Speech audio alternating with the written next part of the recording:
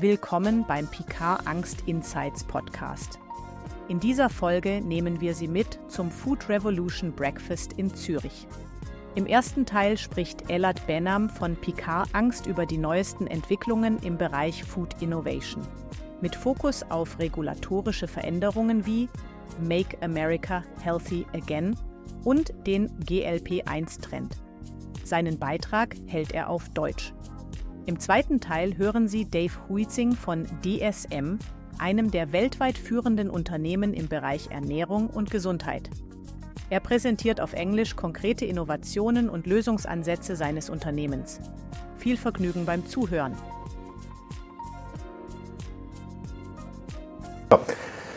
Fangen wir an mit zwei ganz einfachen Zahlen, die aber, glaube ich, die Dramatik auch dieses Themas relativ schön aufzeigt. Also hier sehen diese gelben Balken, das ist der Anteil der US-Bevölkerung, welche fettleibig ist. Wir sprechen nicht von übergewichtig, sondern wirklich von fettleibig. Dieser Anteil ist in den letzten 50 Jahren von 20% auf 40%, hat sich verdoppelt.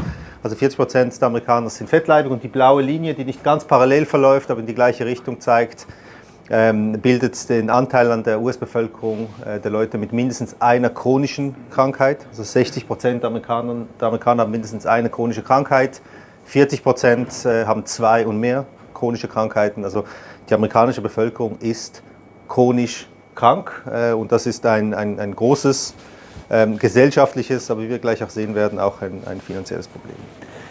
Das ist nicht nur ein amerikanisches Problem, aber gerade in Amerika ist die Situation sehr alarmierend. Was wir hier sehen, ist auch wieder die Fettleibigkeitsrate, die rote Linie, beziehungsweise die blauen Balken zeigt auch wieder den Anteil der chronisch kranken Personen.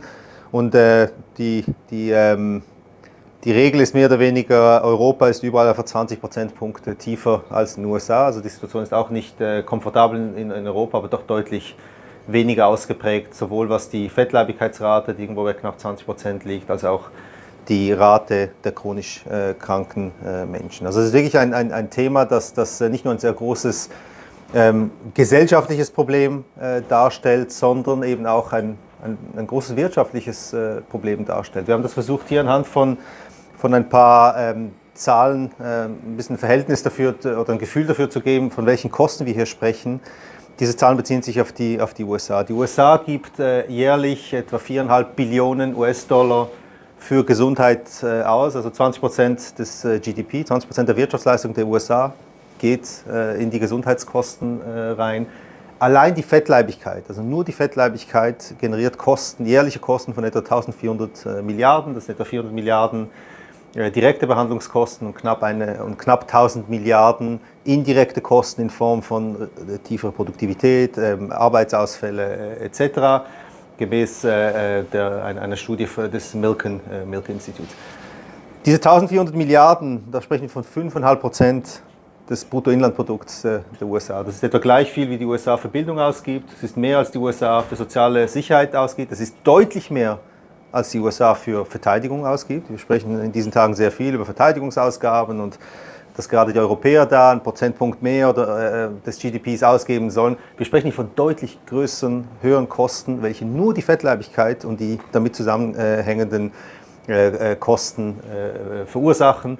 Und das beantwortet auch ein bisschen auch die Frage, die ich oft von Investoren kriege. Wie kann es sein, dass ausgerechnet eine republikanische Administration, die sonst überall sich für Deregulierung einsetzt, ausgerechnet in diesem Bereich sich sehr stark für Regulierung einsetzt.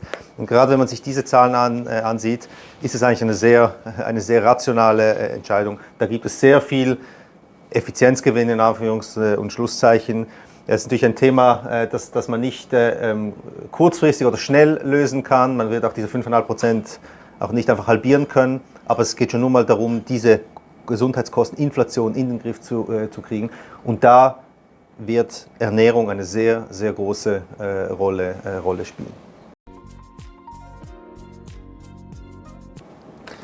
Das heißt, wir sehen, der wirtschaftliche Anreiz grundsätzlich, und wenn wir das jetzt rein aus Investorensicht anschauen, der wirtschaftliche Anreiz, das Thema der ungesunden Ernährung, das Thema der Fettleibigkeit und den ganzen Krankheiten wie Diabetes, gewisse Krebsarten, Herz-Kreislauf-Erkrankungen, welche alle direkt oder indirekt mit unserem Lebensstil bzw. vor allem mit der Ernährung zu tun haben, dieses Problem anzugehen, treibt natürlich auch Veränderungen. Treibt Veränderungen auf der regulatorischen Seite, wie jetzt gerade in den USA sehr prominent mit Make America Healthy Again, treibt aber natürlich auch technologische Veränderungen. Wir haben in den letzten 2-3 Jahren vor allem dieses Aufkommen der GLP-1-Therapien gesehen, die ja grundsätzlich nicht so eine neue Technologie sind. Ich glaube, die neue Dimension ist, dass man das jetzt auch vermehrt außerhalb von Diabetes-Erkrankten nutzt und eigentlich wirklich das Ganze sich in Richtung eines Lifestyle-Produkts fast entwickeln wird. Und ich möchte ganz kurz in diese beiden Themen eintauchen, um ein bisschen auch aufzuzeigen, was die Implikationen sind. Egal, was man von einem Robert Kennedy als Typ oder als Politiker hält. Ich glaube, wenn man sich mal die Mühe macht, sich dieses Make America Healthy Again Programm durchzulesen, und wir haben das im Detail gemacht, gibt es doch einige Punkte, die in meinen Augen sehr interessant sind und auch nicht völlig verrückt sind. Das ist eine ganz kurze Zusammenfassung, vor allem des Bereiches, der sich auf die Foodindustrie bezieht. Es gibt natürlich noch ganze Kapitel zur Pharmaindustrie, das ist jetzt hier weniger im Fokus. Aber wenn wir hier uns ein paar Punkte anschauen, Reduzierung von hochverarbeiteten Lebensmitteln, Entfernung von schädlichen Chemikalien, vor allem von synthetischen Zusatzstoffen, vor allem synthetischen Farbstoffen, kommen wir gleich dazu. Förderung von regenerativer Landwirtschaft, da geht es vor allem um die Reduktion von synthetischen Düngemitteln, Verschärfung der GRIS-Ernährungsrichtlinien. Das ist ganz spannend. Die USA ist das strengste Land, wenn es um die Zulassung von Medikamenten geht. Das ist der teuerste Prozess. Pete kennt das aus der MedTech-Ecke, das ist auch im Pharmabereich ein sehr komplizierter, ein hoch durchstrukturierter Prozess. Wenn es um Ernährung geht, haben wir nichts dergleichen. Dieses sogenannte GRAS, also Generally Recognized as Safe Label, das kann sich die Foodindustrie selber geben. Das kann sich eine Nestle USA schlussendlich selber geben, anhand von eigenen ich will nicht mal sagen Studien, anhand von gewissen Tests. Und das ist zum Beispiel auch ein Aspekt, den RFK anpassen möchte. Er sagt, okay, es kann nicht sein, dass wir auf der Medikamentenseite auf hochwissenschaftlichen Prozessen diese Zulassungen strukturieren, aber beim Essen oder direkt unsere Kinder damit füttern, das nicht der Fall ist. Und das klingt eigentlich verrückt, als es ist, weil jedes andere Land auf der Welt hat das bereits, nur die USA ist da wirklich mehrere Jahre hintendrein. Also es gibt nicht viele Bereiche, in denen sich die Amerikaner an den Europäern orientieren werden, aber das ist definitiv einer dieser Bereiche, an dem das stattfinden wird. Und schlussendlich Lebensmittel als Medizin, das mag populistisch klingen, hat aber sehr viel Wahrheit auch drin. Die USA gibt etwa 80% der Gesundheitskosten, also 80% dieser 4,5 Billionen fallen an, wenn der Mensch bereits krank ist, 20% im Rahmen der Prävention. Und ein Ziel ist es natürlich, dass wir da weg von dieser 80-20 in Richtung einer 50-50 Gesundheitsökonomie gehen.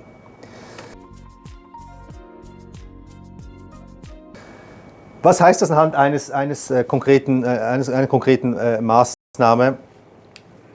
Mir bewusst, dass es viel zu klein ist, es geht auch nicht darum, dass wir hier das alles durchlesen. Das ist eine kleine Auswahl an Inhaltsstoffen, die im verarbeiteten Essen zu finden ist. Wir sehen hier, wo diese Inhaltsstoffe verwendet werden, was die gesundheitlichen Schäden sind, welche nachgewiesen werden. Die sind in Europa alle verboten oder nur mit Warnhinweis zugelassen, in den USA alle erlaubt. Und vor diesem Hintergrund ist es nicht wirklich erstaunlich, wenn da sehr viele sogenannte Quick Wins identifiziert werden im Rahmen einer solchen Make America Healthy Again. Nur 1-2 Beispiele. Titandioxid, das ist ein Inhaltsstoff das ist eigentlich ein weißer synthetischer Farbstoff, oftmals in Süßigkeiten, früher auch in Kaugummis etc. Drin gewesen. Man weiß mittlerweile, welche Schäden diese E171 verursacht, bis hin zu gewissen Krebsrisiken, DNA-Schäden. In Europa seit 2022 verboten, in den USA noch gang und gäbe, in vielen Süßigkeiten, vielen verarbeiteten Essen drin. Genauso wie andere synthetische Farbstoffe, roter Farbstoff Nummer 3, Nummer 40, gelber Farbstoff Nummer 5 etc. Das perfide ist, dass es nicht nur synthetische Inhaltsstoffe sind, welche in direktem Zusammenhang mit einigen gesundheitlichen Schäden stehen, sondern dass diese Farbstoffe natürlich vor allem auch in Süßigkeiten, in gesüßten Getränken etc. Anwendung finden, also genau in den Bereichen, in denen Kinder und Jugendliche überproportional exponiert sind. Und auch hier in diesem Zusammenhang auch dieser Satz von Robert F. Kennedy: Wir haben 1000 Inhaltsstoffe in unseren Lebensmitteln, die in Europa verboten sind, und sie machen unsere Kinder krank. Dass er es ernst meint mit diesen Veränderungen, das hat er in dieser kurzen Zeit schon bewiesen. Ich glaube, das geht ein bisschen unter in diesen Tagen, indem wir vor allem über Tariffs, über Geopolitik etc. sprechen, aber er hat ganz klar das Ziel ausgegeben, dass bis zum Ende dieser Legislatur gerade die synthetischen Farbstoffe komplett verboten werden sollen in den USA. Und ich habe gerade kürzlich gelesen, West Virginia ist jetzt auch der erste Staat, der das bereits umgesetzt hat, zumindest teilweise. Was bedeutet das, wenn wir uns konkrete Produkte ansehen? Ich finde gerade Fanta ist ein gutes Beispiel. Gleiches Unternehmen, gleiche Marke, vermeintlich gleiches Produkt, nicht aber, wenn man sich wirklich anschaut, was drin ist. Wir haben hier auf der linken Seite das US-Fanta, hier die europäische Version, in dem Fall die UK-Version. Man sieht schon an den Farben, dass es nicht ganz das gleiche Produkt ist. Interessant ist, wenn man dann in die Inhaltsstoffe reingeht. Hier sprechen wir von knapp 130 Gramm Zucker und 505 Kalorien pro Liter. Hier in der europäischen Version 45 Gramm Zucker und 190 Kalorien pro Liter. Und noch spannender wird es, wenn man dann sich eben genau diese Farbstoffe ansehen. Hier mit dieses grelle Orange, das eben darauf zurückzuführen ist, dass die eben, da wären wir wieder bei der Tabelle von vorher, diese Yellow 6 und Red 40 Farbstoffe benutzen. In Europa wird Fanta durch Karotten- und Kürbiskernextrakten gefärbt, welche, wenn ich mich nicht irre, unter anderem von DSM-Firmenich geliefert werden. So, und die Frage, die sich jetzt stellt, ist, was bedeutet das? Was bedeutet das jetzt, wenn jetzt durch die Regulatorik das hier verboten wird und eigentlich der Industrie aufgezwungen wird, eben sich an den Europäern eigentlich zu orientieren. Es hat zwei Implikationen. Implikation Nummer 1 ist natürlich für, in dem Fall jetzt Coca-Cola, welcher der Brand-Owner ist von Fanta, bedeutet das natürlich eine Umformulierung. Sie müssen das Rad nicht neu erfinden, weil sie haben ja bereits ein europäisches Produkt. Das heißt, aber trotzdem bedeutet es natürlich Investitionen in diese Umformulierungen, bedeutet auch einen Margen-Impact, weil natürlich viele dieser Inhaltsstoffe, wie ich auch jetzt vorher von Dave lernen durfte, deutlich günstiger sind als die natürlichen Inhaltsstoffe. Dann stellt sich dann die Frage, okay, wer trägt dann diese Kosten? Ist das am Schluss der Konsument? Ist es der Aktionär von Coca-Cola? Ist es eine Mischung von beiden? Aber die Implikationen sind ziemlich groß. Und die Gewinner dieser Entwicklung, eine davon sitzt hier, sind im Unternehmen in den vorgelagerten Bereichen, in den Ingredients-Bereichen, welche eben diesen großen Food-Unternehmen, diesen großen Getränkeunternehmen helfen, ihre Portfolios umzuformulieren, ihre Portfolios neu zu strukturieren und so von diesem, wie wir es immer nennen, strukturellen Wandel eben auch profitieren. Und wir sehen da eine sehr große Entwicklung. Es ist kein Zufall, dass gerade, wenn man sich jetzt das 2024 anschaut, viele unserer Portfoliounternehmen in diesen Bereichen hoch einstellige, tief zweistellige Umsatzwachstumsraten gezeigt haben, 20% und mehr EBITDA-Wachstum hatten, in einem Jahr, in dem eigentlich die große Foodindustrie praktisch Nullwachstum hatte und auch in den nächsten 1-2 Jahren sehr, sehr tiefes Wachstum sehen wird. Das ist ein Teil dieser Erklärung. Warum das so ist, sieht man hier. Wir haben das versucht anhand der Illustration der Businessmodelle aufzuzeigen. Wir haben hier eine Auswahl von sogenannten Old Food Unternehmen, klassische traditionelle Food Unternehmen. Ihr Businessmodell ist Verkaufen. Das sind Verkaufsmaschinen, die wissen, wie man platziert, die wissen, wie man skaliert, die haben großes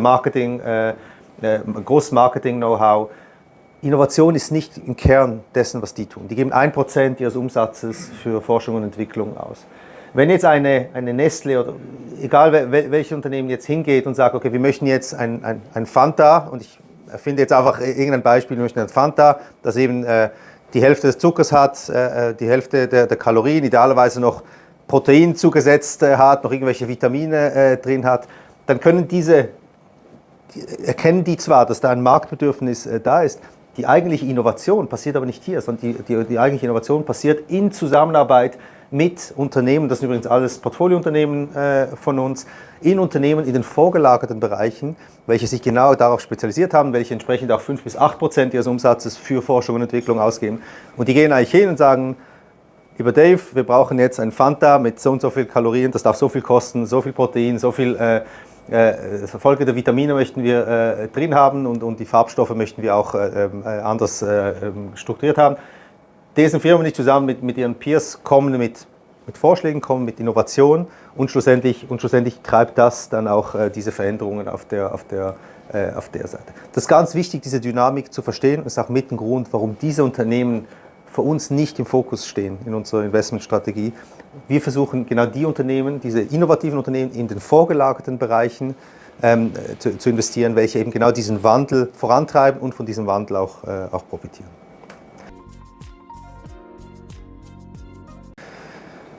Der zweite Aspekt neben den regulatorischen Veränderungen sind durch die technologischen Veränderungen, ganz prominent durch diese GLP-1-Therapien. GLP-1 ist ein sehr effizientes Medikament, was die Gewichtabnahme betrifft.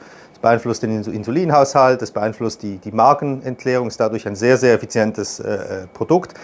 Es ist per se keine neue Technologie, dass was Neues ist, dass es immer mehr in Richtung Mainstream geht. Es gibt verschiedene Studien und Schätzungen, welche davon ausgehen, dass in den nächsten 5 bis 10 Jahren 10% der Amerikaner, also nicht 10% der fettleibigen Amerikaner, 10% der Amerikaner regelmäßig GLP-1 verwenden werden. Also das wird schon ein großer Faktor sein. GLP-1 hat verschiedene Effekte. Einer ist gewünscht, die Gewichtsabnahme, aber es gibt auch mehrere unerwünschte Nebeneffekte. Die 2 prominentesten sind Muskelschwund und Verdauungsprobleme. Also die Leute bauen sehr schnell Muskeln ab, haben entsprechend einen sehr hohen Bedarf an mehr Protein und die haben Ernährungsprobleme, was wiederum den Bedarf nach Probiotika, nach Supplements, nach Vitaminen etc. treibt. Und auch dazu gibt es bereits verschiedentlich Daten und Studien. Was Sie hier sehen, ist eine Befragung das basiert auf einer Studie von AlphaWise, welche bei GLP-1-Patienten angeschaut hat, konsumieren sie mehr unverändert oder weniger von den verschiedenen Kategorien. Und im Wesentlichen, was man sieht, GLP-1-Patienten tendieren dazu, mehr Protein zu sich zu nehmen, weniger verarbeitetes Essen zu sich zu nehmen, weniger Süßigkeiten, weniger Snacks, weniger Alkohol zu trinken. A, weil sie ganz einfach keine Lust verspüren aufgrund des Medikaments und B, weil einfach die Nebenwirkungen ihnen dieses veränderte Konsumverhalten aufzwingt. Eine andere Art, das anzuschauen, ist hier, das basiert auf einer Studie von der Cornell-Universität, welche eben auch die Veränderung des Konsumverhaltens durch GLP-1 aufgezeigt hat. Wir sehen, grundsätzlich geben GLP-1-Patienten ungefähr 5-6% weniger aus für Essen, ganz allgemein. Das heißt, der Einkaufskorb wird etwas kleiner. Am meisten ausgeprägt ist es eben in Bereichen Süßgebäcken, in Bereichen salzige Snacks, welche hoch einstellig bis tief zweistellige Rückgänge verzeichnen. Und dieser Shift sieht man eben auch auf der positiven Seite, deutlich mehr Bedarf an Supplements und Vitamine, Proteinpräparate aus den genannten Gründen oder eben auch Probiotika. Wir sehen hier eine Auswahl, das ist keine abschließende Auswahl, aber eine Auswahl auch der Unternehmen, welche auf beiden Seiten natürlich betroffen sind. Hier klassisch die Markenunternehmen, die Old-Food-Unternehmen, welche natürlich bei uns alle nicht im Scope sind. Hier, das sind alles Portfoliounternehmen von uns. Wie gesagt, keine abschließende Auflistung, dann gibt es noch ganz andere, aber wir haben verschiedene Unternehmen in dem Bereich, welche genau entweder direkt von diesen Entwicklungen profitieren, weil sie selber solche Produkte anbieten oder aber die Technologie dazu anbieten, welche davon profitiert, sei es Niagen, früher Chromadex, im Bereich NAD+, Jamieson ist der größte kanadische Vitamin- und Supplement-Hersteller, dann die Proteinpräparathersteller wie Bellering oder Simply Good, Glanbia ist vor allem im Bereich des Proteinpulvers, also Whey, aktiv und natürlich unsere Freunde von DSM-Firmenich, aber auch Novonesis, die im Bereich Probiotics sehr prominent sind, BioGaia, ein schwedisches Unternehmen, auch in dem Bereich. Etwa 47% unseres Portfolios, also knapp die Hälfte unseres Portfolios, profitieren relativ direkt von dieser Entwicklung, sind also genau in diesen Bereichen.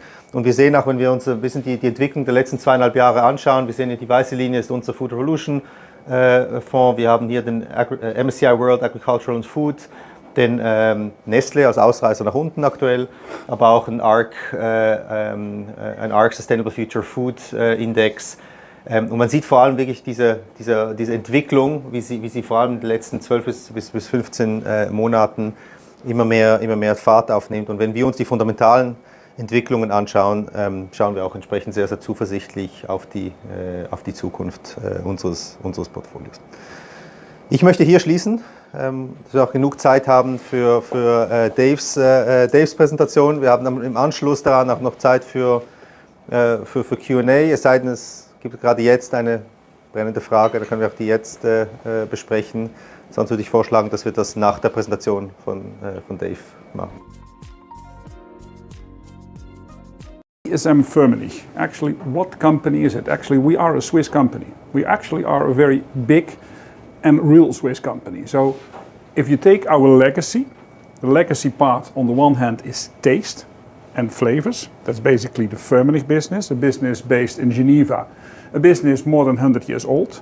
They are, together with Givaudan, the world leader in flavors and fragrances. And for Firmenich to merge with DSM had a reason. And the reason actually has to do with what you just heard. And the reason is very simple. Classically, the food industry basically works through a so-called briefing mechanism. The briefing mechanism is very simple. If a food company wants a new product, they issue a so-called brief. It's simply a piece of paper, which they send to their key suppliers, which typically in the food industry is often 3, maximum 4 companies. And those companies are being asked, can you develop for me? We have an idea about a new product. This is about how it should taste, how it should look like, etc. Can you make me a proposal? So basically what we've seen over all those years from a Firmenich perspective is we moved from a flavor, for instance a strawberry flavor, to a whole taste solution where basically not only do you look at the flavor in itself but also the mouthfeel, but also for instance you use all kind of boosters, flankers, etc. So you moved from a simple product being let's say a strawberry extract to a complex product consisting out of maybe 8, 9, 10, 11, 12 ingredients which we call taste.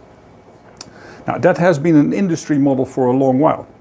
But meanwhile what you're seeing actually is that our customers who basically, you saw that earlier, who outsource the innovation to us, to the ingredient industry, also start caring about health. Basically they also see health not only as a necessity but also as a competitive advantage. So what we've been seeing actually that in their innovation question they more and more start asking, okay, can you also help us to basically improve not only the taste but also supply us something additional. Now that additional means that for taste companies they want to move on further into the nutritional ingredient space, which is not easy because it's a different industry. So Firmenich basically wanted to go into nutritional ingredients following the trend. DSM, the Dutch company, had also undergone a huge transformation. So when I started in this company 40 years ago, it was a chemicals company. But in that chemicals company we got a CEO who was a biologist. And the biologist had this only one thing, like, okay, whatever we're going to do has to be sustainable and you have to find something which really makes sense on earth, and for him that was food. So basically his vision was, if there is something where you are sure that you can make a good lot of money, basically have a very healthy business model, you should go into nutrition. So what we did as a company, as a Dutch company, we bought the Roche mineral and vitamin business, and that's where the Swiss angle is coming from. So basically we started then with vitamins and minerals, and vitamins and minerals are essential health ingredients. You cannot do without. You can think you can do without, but there's only one way to get these products. Either you eat very healthy, natural things, or you get supplements. From the moment after we bought Roche, basically what we did is we sold all the other DSM activities, but for one, that's the biotech activities, and concentrated everything in Switzerland. So by the time we merged 2 years ago, it was actually the Dutch company DSM, of whom the activities were for 80% based in Basel, Switzerland, merging with the Swiss company from Genf. So actually we are a true Swiss company in everything we do. And this is also the heart of what we're doing. Now, a few dimensions, 30,000 people. We have a long history. The history of DSM's biotech goes back to 1750. We have about 13 billion revenue, 2 billion adjusted EBITDA. But what is most important from the dimensions, we are really truly global. I mean, if you're in the activities we are, and you support the food industry, you really have to have ground on the feet. especially also today. I mean, when you look today at our growth is coming from 2/3 out of small regional players, not of the big guys. Actually, what we're seeing is that big companies hardly grow. Why don't they grow? Simply because they struggle to keep pace with the changing demands. I mean, they have based their models on global strategies, global campaigns, but the market basically goes global and the market is very fast. So hence, being local for local is what we do. Now you can say, does that help you today with Trump? No clue, because we don't know what local for local is going to mean. Now, what do we do? So basically, we are a company that is active in ingredients for consumer products. And we basically target 3 angles with that. First of all, in nutrition, we make ingredients that make food more nutritious. So we basically make the nutritional ingredients which you put into food that basically nourish you. That's one thing. So this is a nourishment of healthy ingredients.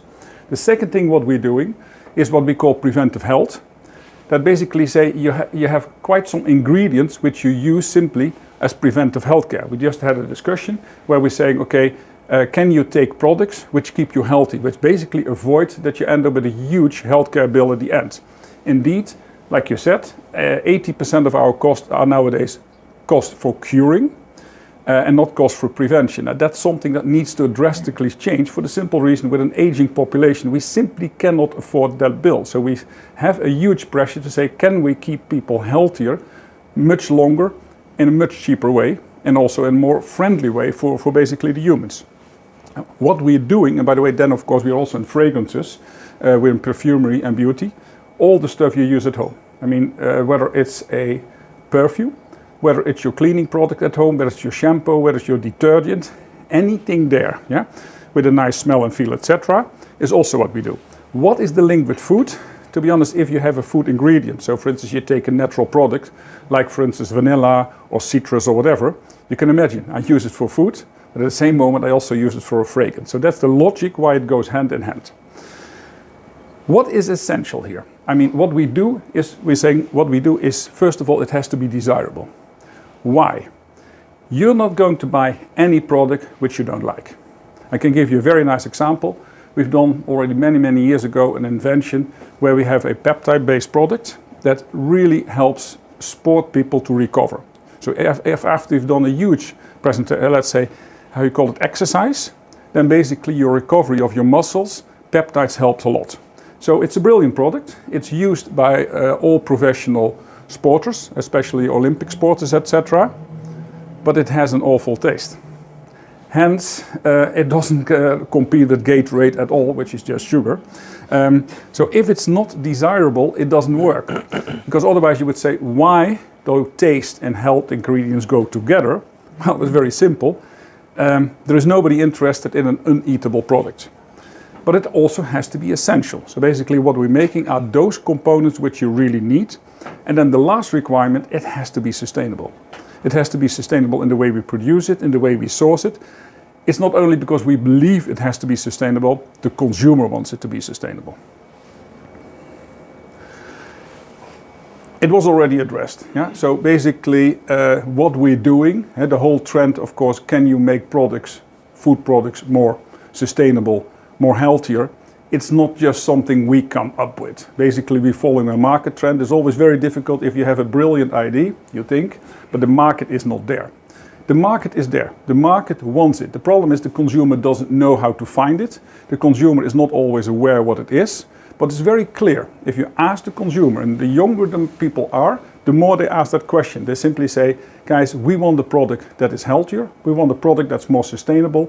And at the same time, it has to be affordable. That's one thing. And yes, please tell me what I should take to stay healthy. I can give you an example.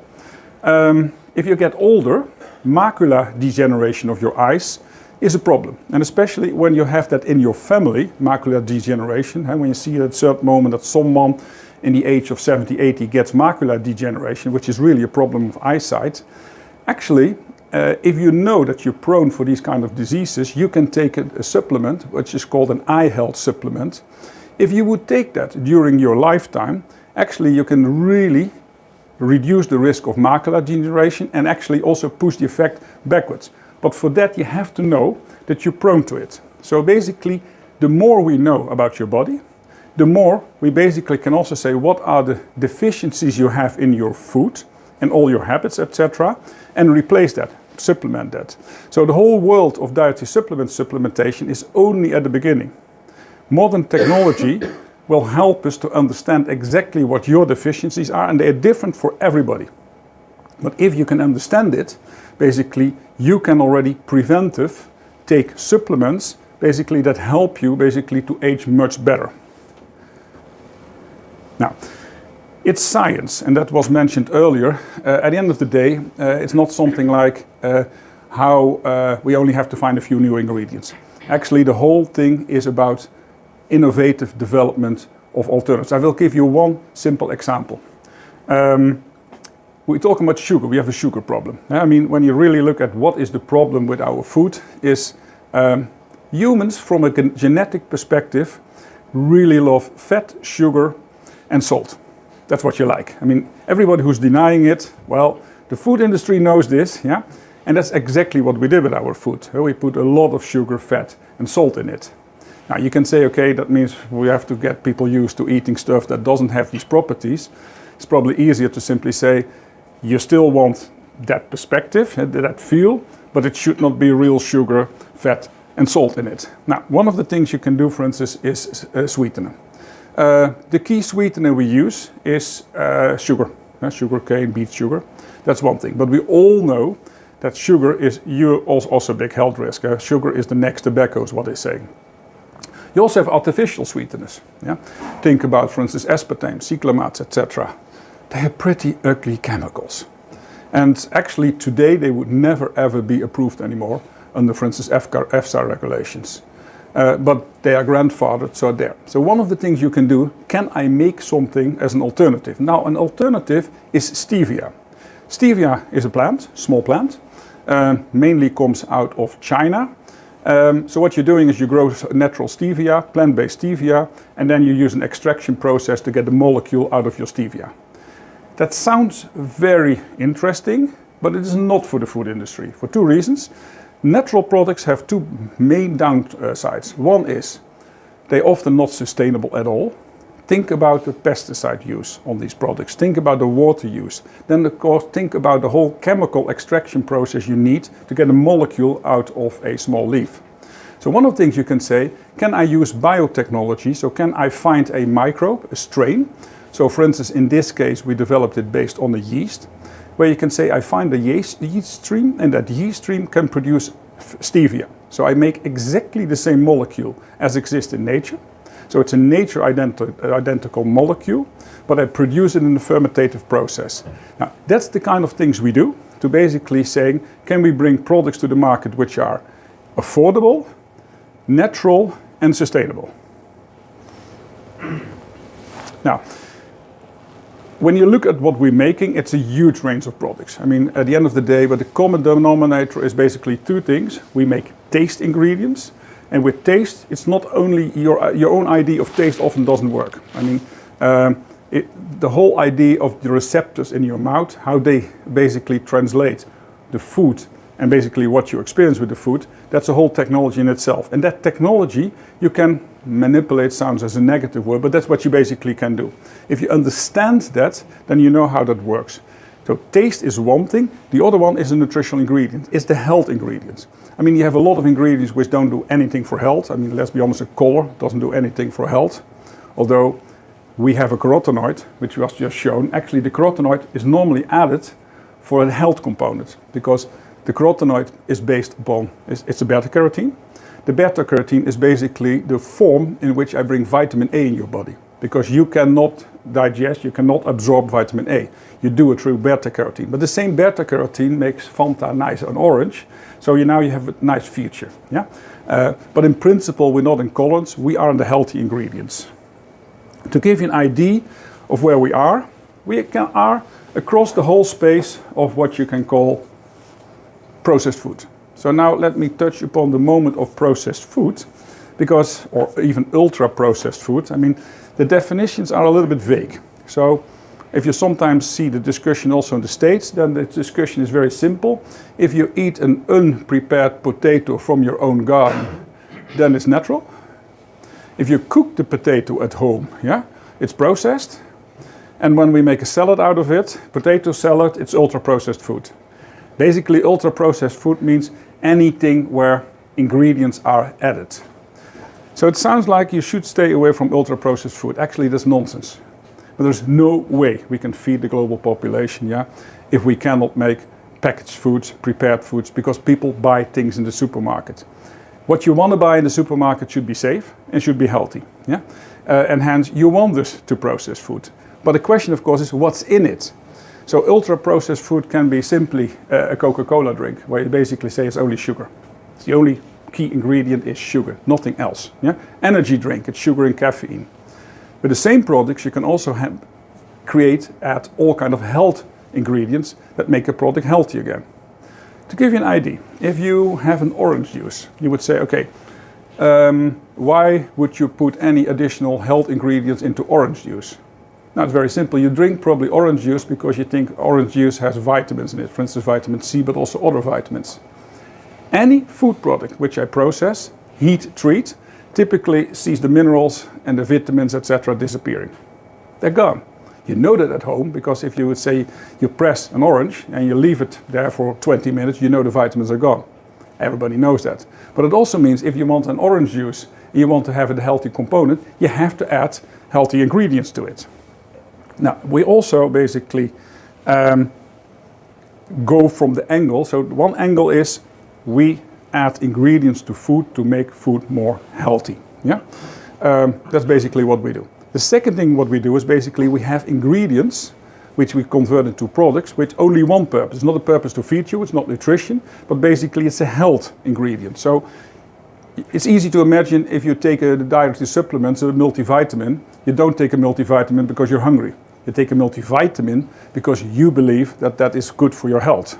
Now, is it good for your health or not? That's always a big debate, because the point is your body needs supplementation. Almost everybody. The easiest one to think about is vitamin D. We all know that if you don't get a lot of sunlight, because your body cannot synthesize vitamin D. So you have to get it through a supplementation. So if it's only sunlight or food. Now, these kind of products are essential. The whole development in the dietary supplements world will be in the future that we're going to personalize it. That can be groups, it doesn't have to be yourself, although we have quite some experiments running on an individual basis. If you would know your own makeup, we know your habits, you know your DNA, then basically you can get an advice about what kind of supplements you should take to basically deal with the potential diseases you're going to get based upon your DNA. Now, in this category, we're active in early life nutrition. You can imagine infant formula, because what is the whole thing about infant formula? Mother's breast milk is the solution, period. But not everybody can do that. So then, of course, if you cannot do that, you have to find a product which comes as close as possible to mother's milk. And that's a whole, basically still development going on. One of the things we've done in the past is adding lipids, algae lipids, by the way, to basically have a product called DHA, an omega-3, and an ARA, an omega-6, which is needed for the brain health of babies. The things we're now adding, the latest invention of the last 10 years, is basically HMOs. We know HMOs already. Those are basically sugars in breast milk, natural sugars. We knew, of course, the existence of those products, but the trick is, of course, can you synthesize them? You have to be able to isolate them, synthesize them, and put it on a production scheme. Now, we've been able to do that since about shorter than 10 years, and we're now introducing those products across the board into infant formula. Now, dietary supplements is an example. We are also in pharma, medical nutrition, you can imagine. I mean, if you have an operation, surgery, there's a lot of evidence that if you have the right diet going into the surgery, and by the way, also getting the right diet after the surgery, your recovery time is much quicker than if you don't do that.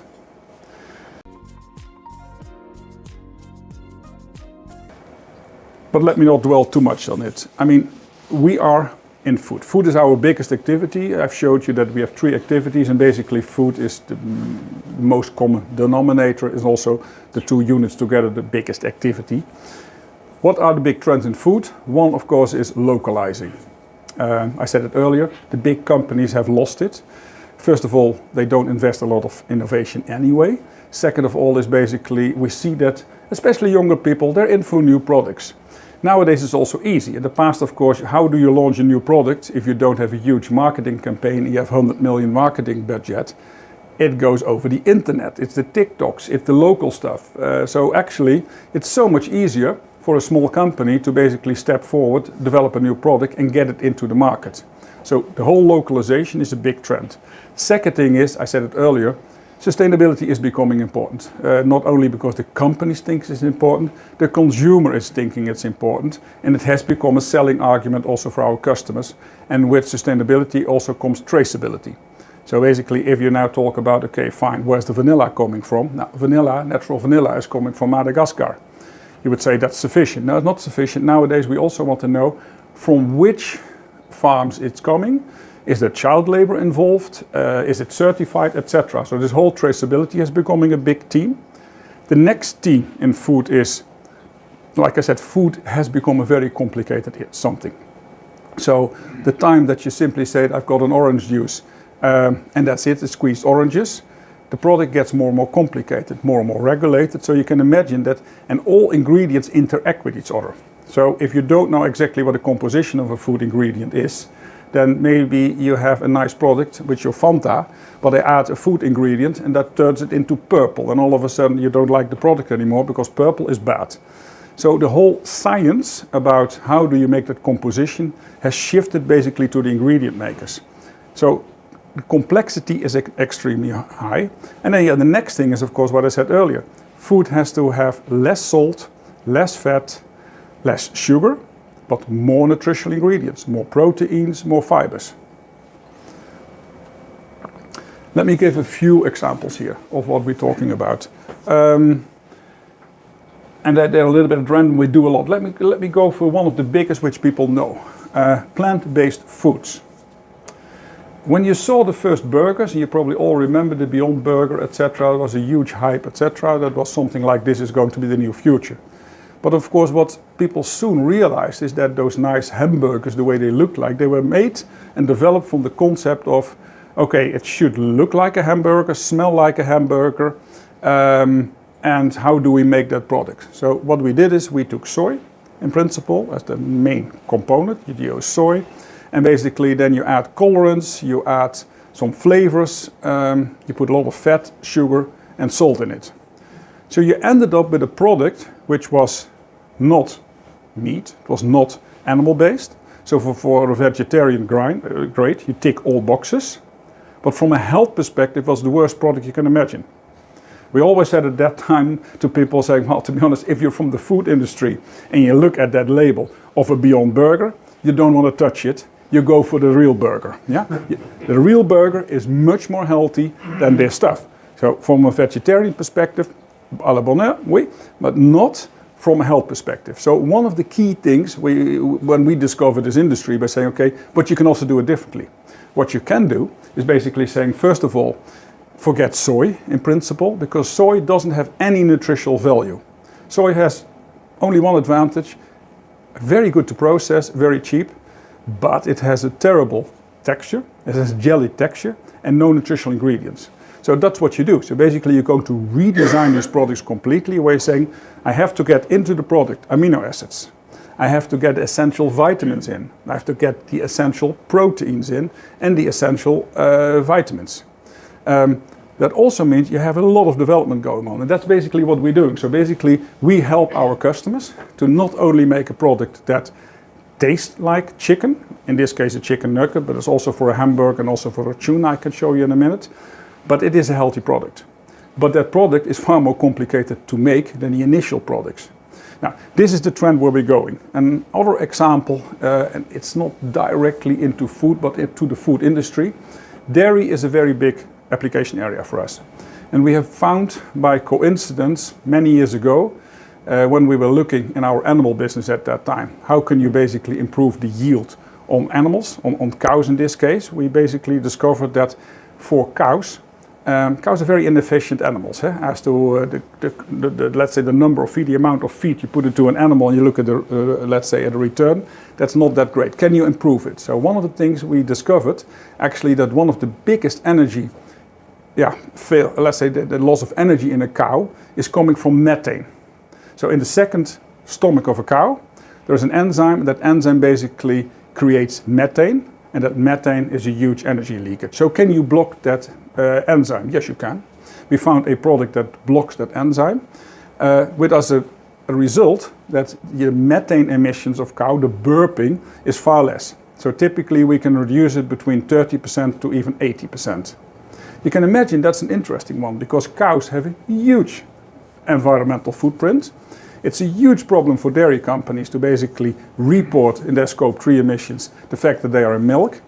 With this ingredient, we can dramatically reduce their environmental footprint, because do realize methane is 84 times more potent than CO2. So if you want to reduce your greenhouse gas emissions in the dairy industry, you should go for methane, you should not go for CO2. 2 other examples, and then I will go a little bit deeper. Sugar reduction. So basically, what are the themes? Sugar reduction. How can you reduce sugar in a product? There are a few tricks. One trick I mentioned, instead of saying I want to go for natural sugar or artificial sugar, I can go for fermentative sugar.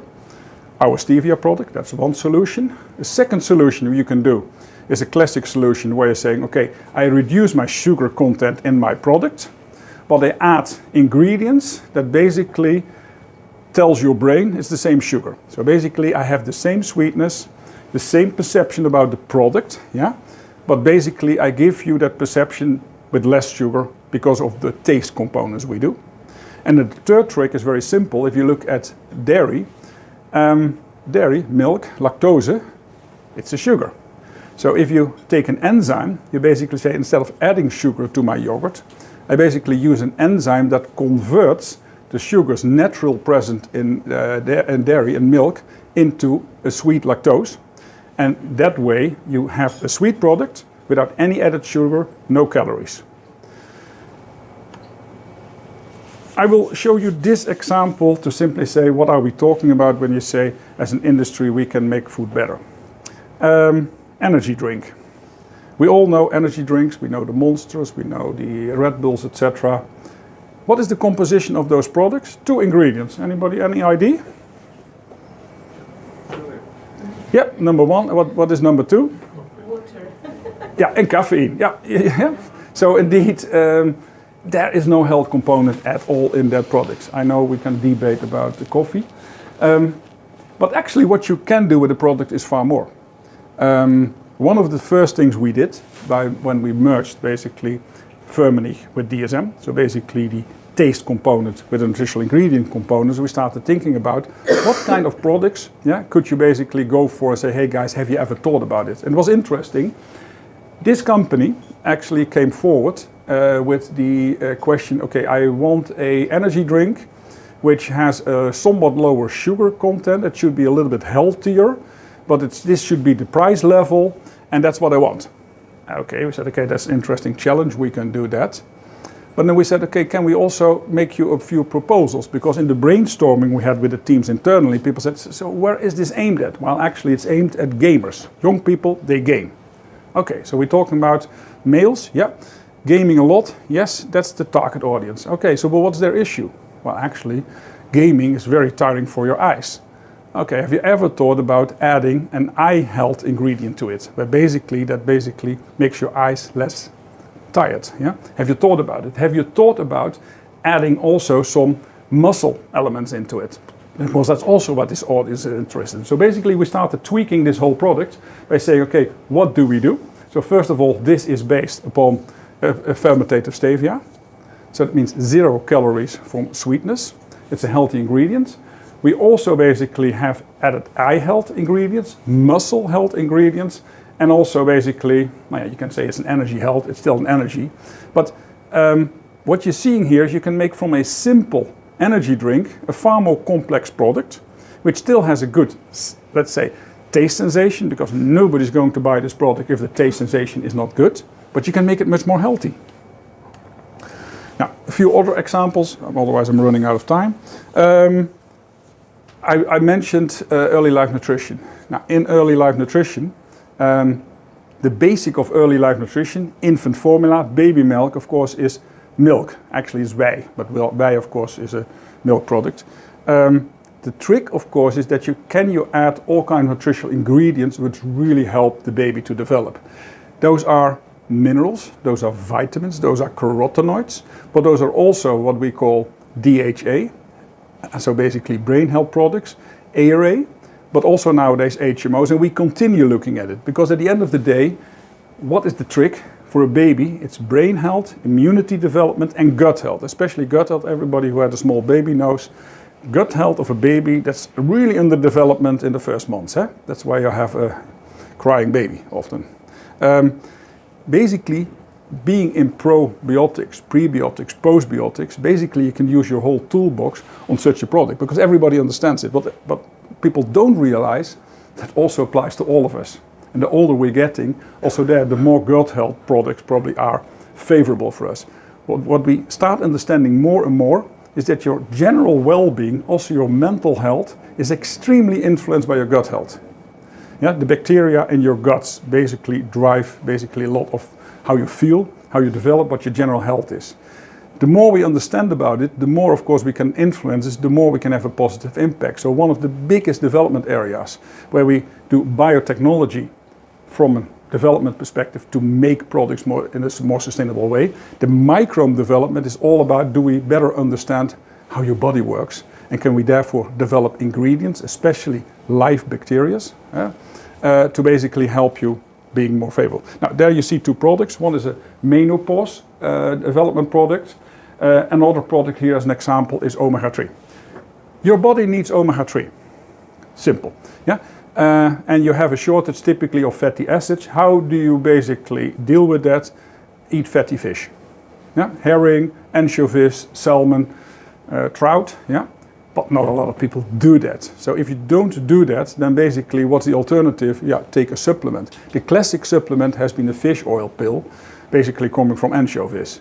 That is not very sustainable. It's not clean, you have a lot of contamination, and basically we kill the biodiversity by emptying the oceans. What you can do, again, through your whole biotechnology, is simply say, okay, instead of having an algae being eaten by an anchovies, being eaten by a salmon, and then we eat the salmon, or the cod, you can also say, guys, take the strain of the algae and directly through biotechnology, which is fermentation. It sounds terrible, biotechnology, but it's just fermentation. It's how you make cheese, it's how you make wine, beer, etc. We do that already for centuries. The only thing is nowadays, we better understand how we can find the right strain, the right microbe, and make an efficient process out of it. So instead of using the whole food chain to get to a fish oil, which we press out of a salmon, we basically make it in a fermentation process in one step.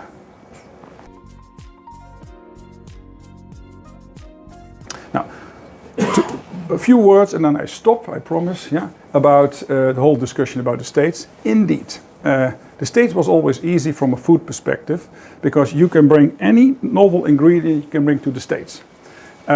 Because food regulations are very easy in the US. That's not in our advantage because it also means a lot of products can be put on the market with a big marketing claim. So for people who basically want to have science-based products, you have a risk in the States. So hence, this is a very positive development for us. It was already explained, the States is really lagging behind. So the fact that now in the States this development is going on should be very favorable for us. Also, it's not only in the States itself, but also for global awareness.